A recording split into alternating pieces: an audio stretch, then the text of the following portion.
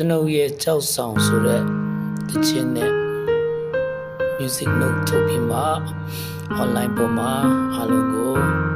လေ့လာဖို့အတွက် notes ချထားပေးပါတယ်တကယ်၍ notes လုပ်ချင်နေဆိုရင်တော့ကျွန်တော် Sans Piano Class ဆိုပြီးမှ Facebook စာမျက်နှာမှာ notes ကိုတောင်းယူလို့ရပါတယ်လို့เนาะလာတောင်းလို့ရပါတယ်လို့အားလုံးအတွက်အဆင်ပြေအောင်လို့အနည်းဆက်ဆုံးရေးပြီးမှပို့ထားပါတယ်လို့ရေးထားပါတယ်လို့အားလုံးကိုအဆင်ပြေကြပါစေ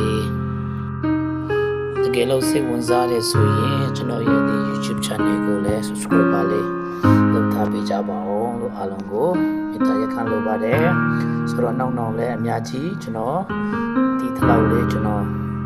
နားလေတစ်လောက်လေးကိုအခုလို sharing လုပ်သွားဖို့စီစဉ်ရှိပါတယ်အဓိကတော့ကျွန်တော် gospel song တွေကိုပဲလုပ်တော့မှာဖြစ်ပါတယ်ကျွန်တော်ရဲ့ဦးတည်ချက်လည်းဒီ gospel song တွေကိုအားလုံးအလွယ်လင်းတစ်ခုတီးလို့ရအောင်လို့အားလုံးအမှုတော်မျက်နှာပါဝင်စက္ကန့်နိုင်အောင်လို့ကျွန်တော်နားလေတစ်လောက်လေးကို YouTube မှာရေးပြီးမှအစီခံခြင်းဖြစ်ပါတယ်